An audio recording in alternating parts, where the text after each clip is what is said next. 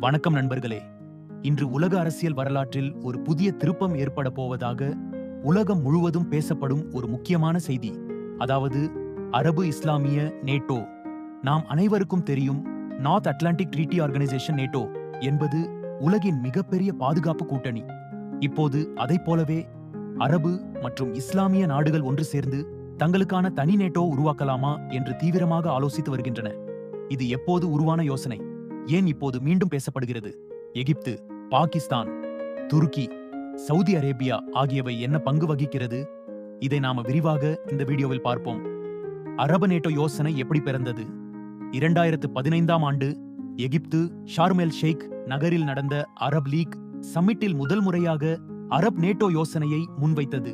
அப்போது ஏமன் போர் மற்றும் ஐசிஸ் எழுச்சி காரணமாக அரபு நாடுகள் பாதுகாப்பாக ஒன்றிணைய வேண்டியது அவசியமாகி இருந்தது.